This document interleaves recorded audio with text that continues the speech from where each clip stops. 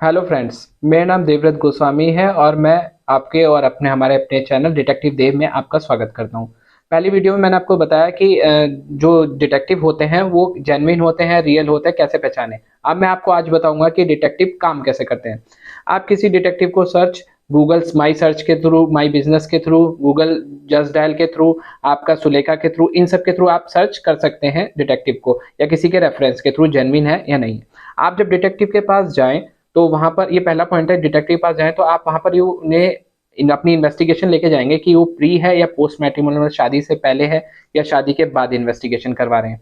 आपके पास जो सब्जेक्ट है जिसकी आप इन्वेस्टिगेशन करवाना चाहते हैं वो सब्जेक्ट होता है, उसे हम सब्जेक्ट बोलते हैं डिटेक्टिव फील्ड में।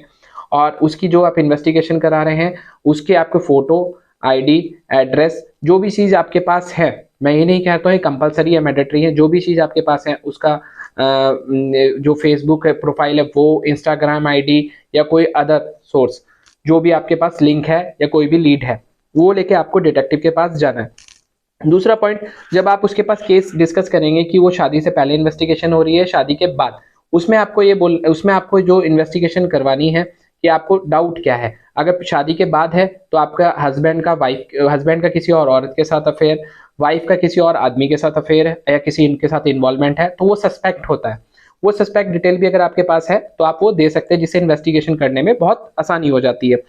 जब आप ये सब चीज़ें आप लेके आप डिटेक्टिव के साथ उसके ऑफिस में टेबल पे बैठेंगे और इन्वेस्टिगेशन डिस्कस करेंगे, तो फिर वहां पर आपके साथ एक एग्रीमेंट साइन होगा जो 5 पेज का होता है। वो एग्रीमेंट कुछ ऐसा होता है, जो जेन्युइन डिटेक्टिव होते हैं, जो एपीडीआई के मेंबर होते हैं और प्रोफेशनल होते हैं, सर्टिफाइड होते हैं, वही ऐसे एग्रीमेंट्स करते हैं। कुछ लोग फेक एग्रीमेंट भी बनाते हैं, उससे आपको सावधान रहना है। जो एपीडीआई के मेंबर्स हैं और जो एपीडीआई के साथ काफी टाइम से चले आ रहे हैं, वही एक जेन्युइन डिटेक्टिव है। ये 5 पेज का एग्रीमेंट होगा जिसमें क्लाइंट की डिटेल, सब्जेक्ट की डिटेल आएगी, सारे पेजों पे साइन होंगे। और ये नॉन डिस्क्लोजर एग्रीमेंट होगा कि आपका डाटा कहीं लीक नहीं होगा, किसी के साथ शेयर नहीं हो सकता।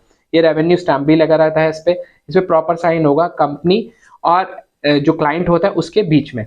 इसमें ये 100% कॉन्फिडेंशियल रखने के लिए एग्रीमेंट करा जाता है। आपकी इन्वेस्टिगेशन को कि टोटली 100% कॉन्फिडेंशियल रहेगा और प्राइवेसी रहेगी आपके केसेस के लिए। हम किसी के साथ डाटा लीक नहीं करेंगे और शेयर नहीं करेंगे। ये काम हो जाता है आपका। उसके बाद हम जो डिटेक्टिव होते हैं आपकी एक ईमेल आईडी और पासवर्ड जनरेट करते हैं, जिसपे आपको साथ डाटा शेयर करा जाएगा आपके इन्वेस्टिगेशन का, जो 100% कॉन्फिडेंशियल है, किसी को लीक ना हो, किसी को शेयर ना हो। 5वां पॉइंट ये होता है कि आपको जब एजेंट असाइंड हो जाएगा तो एजेंट असाइन होने के बाद उसके साथ भी एक एग्रीमेंट होगा क्लाइंट की सिक्रेसी रखने के लिए, और कंपनी और एजेंट के बीच में वो एग्रीमेंट होता है कि जो हमारा एजेंट असाइन करा है आपके केस पे, वो 100% कॉन्फिडेंशियल रखे आपके केस को। और जब वो असाइन हो जाएगा तो वो आपके एड्रेस को वेरीफाई कराएगा और आपके सब्जेक्ट को वेरीफाई कराएगा कि वो सही सही दिशा में इन्वेस्टिगेशन आपकी कर रहा है या नहीं कर रहा है, सही बंदे का फॉलो कर रहा है या इन्वेस्टिगेशन कर रहा है या नहीं कर रहा है। तो जो ऑब्जर्वेशन होती है बहुत सटीक तरीके से होती है, बहुत इंटेलिजेंस तरीके से होती है। हर कोई इन्वेस्टिगेशन नहीं कर सकता है, सिर्फ फॉलो कर देना ये सब ऑब्जर्वेशन नहीं। तो ऑब्जर्वेशन एक होती है कि एजेंट उस पर बिल्कुल तरीके से उसके रूटीन को देख रहा है।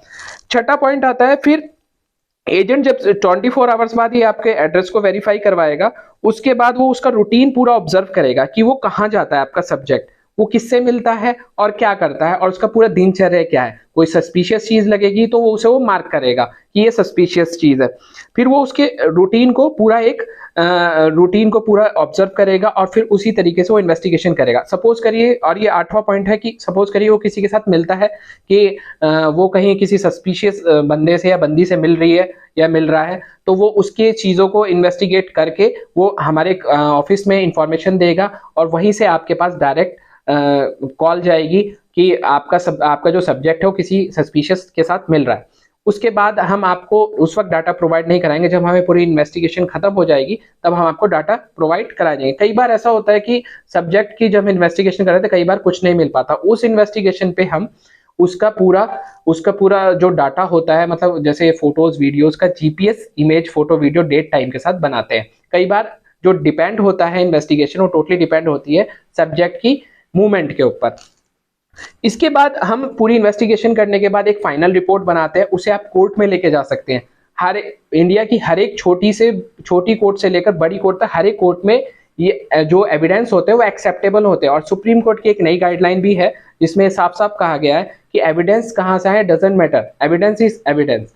और इस जो एविडेंस होंगे आप कोर्ट में प्रोड्यूस कर सकते हैं, जिससे आपको अपनी इन्वेस्टिगेशन जो आपने करवाई है उसमें आपको बहुत सपोर्ट मिलेगा, और आपका जो हमारी रिपोर्ट लगी है वो भी एक्सेप्टेबल होगी, और हमारा एग्रीमेंट भी वहां पर जाएगा और कि आपने डिटेक्टिव एजेंसी हायर करी है।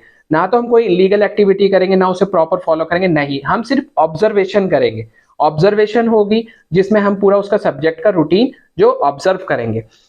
इसके बाद जब आपका पूरा केस खत्म हो जाएगा और तब हमको जब आपको रिपोर्ट दे देंगे, जब आप कोर्ट में प्रोड्यूस कर देंगे, तब आपको केस में आसानी होगी। और प्री मैट्रिमोनियल में ये होता है, प्री मैट्रिमोनियल इन्वेस्टिगेशन में, प्री मैट्रिमोनियल में आप किसी लड़के की इन्वेस्टिगेशन करा रहे हैं शादी से पहले, तो या किसी लड़की की इन्वेस्टिगेशन करा रहे हैं, तो उसके रूटीन, उसके बैकग्राउंड, उसका बैकग्राउंड क्या है, लोग क्या बोल रहे हैं उनके बारे में, उनकी फैमिली के बारे में, उनकी कोई एक्टिविटी तो नहीं रही है गलत, यही सब चीजें आपकी इन्वेस्टिगेशंस में जाती हैं प्री मैट्रिमोनियल में।